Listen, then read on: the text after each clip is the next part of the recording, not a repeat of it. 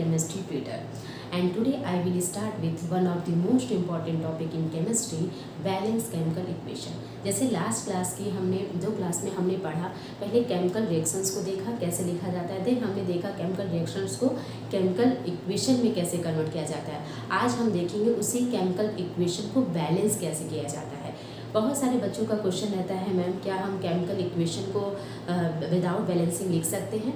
तो आज हम उसी को आंसर करेंगे कि हम किसी भी बैलेंस मतलब किसी भी केमिकल रिएक्शंस को बैलेंस क्यों करते हैं। ओके, जैसे आज का हमारा टॉपिक है बैलेंस केमिकल इक्वेशन। ओके, हमारा जैसे फर्स्ट हमें लिखा हुआ है कि number of atoms of each elements in a chemical equation should be the same on left hand side and right hand side. इसको पॉइंट से समझिएगा कि कोई भी अगर आप इक्वेशन लिख रहे हो, जैसे हमने लास्ट 2 क्लासेस में पढ़ा हुआ है कि कोई भी 2 सब्सटेंस आपस में रिएक्ट करते हैं तो उन्हें हम रिएक्टेंट कहते हैं। ओके, और फर्दर जो फॉर्म होता है उसे हम प्रोडक्ट कहते हैं। तो आपका ये जो रिएक्टेंट फॉर एग्जांपल हमने लेते हैं A2 प्लस B2 इस गिव्स टू 2AB।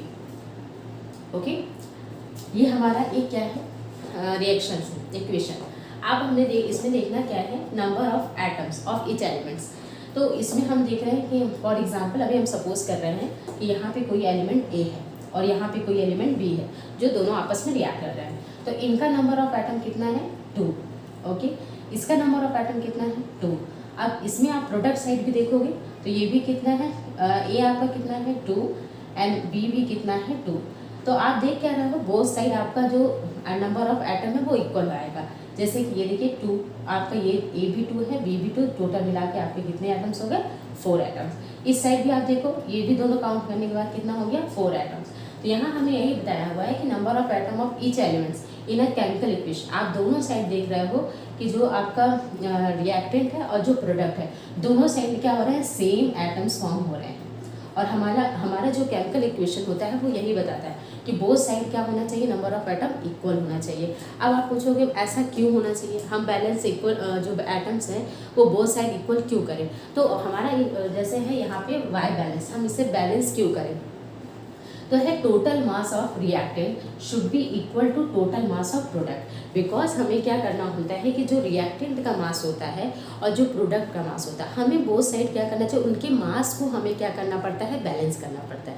ओके, इसी वजह से हम दोनों साइड्स के एटम, दोनों साइड में जो भी हमारे एलिमेंट्स होते हैं उनके एटम को क्या करते हैं, हम बैलेंस करते हैं। ओके, अब इस तरीके से हम बैलेंस क्यों करते हैं उसका भी रीज़न है कि हमने 9th क्लास में पढ़ा था कंजर्वेशन ऑफ मास, लॉज पढ़े थे ना, केमिकल रिएक्शंस के लॉज थे। तो उस लॉ में हमारे 2 था, एक था हमारा कंजर्वेशन ऑफ मास, उसी में से एक क्या था कंजर्वेशन ऑफ मास। तो हमारी जो बैलेंसिंग है उसी पे बेस्ड होती है। इसी वजह से हम किसी भी केमिकल इक्वेशन को बैलेंस करते हैं। जैसे भी यहाँ दिया हुआ है हमें law of conservation of mass, ठीक है। अब यहाँ पे क्या कहता है conservation of mass, mass can neither be created not be destroyed under ordinary condition. मतलब कोई भी आपका जो रिएक्टेंट होता है और जो मास होता है उनके बोथ साइड को बैलेंस करना इसलिए इंपॉर्टेंट होता है क्योंकि दोनों साइड हमें मास को इक्वल करना पड़ता है। मास इक्वल क्यों करना पड़ता है, बिकॉज उसमें क्या होता है कि हम लोग का जो भी रिएक्टेंट का जो कंपाउंड होता है, एलिमेंट सब्सटेंस होता है, या प्रोडक्ट का भी जो भी आपका जो सब्सटेंस होता है, उनका जो भी आपके जो मास होते हैं वो ना तो क्रिएट होते हैं ना ही डिस्ट्रॉय होते हैं। ओके, इस वजह से हम क्या करते हैं, आपकी जो बैलेंसिंग होती है, जो आपके इक्वेशन होते हैं उन्हें हमें क्या करना पड़ता है, बैलेंस करना पड़ता है। ओके, आई होप आपको ये क्लियर हो गया होगा। अब हम If you have any doubt, please write them in the comment section. Thank you.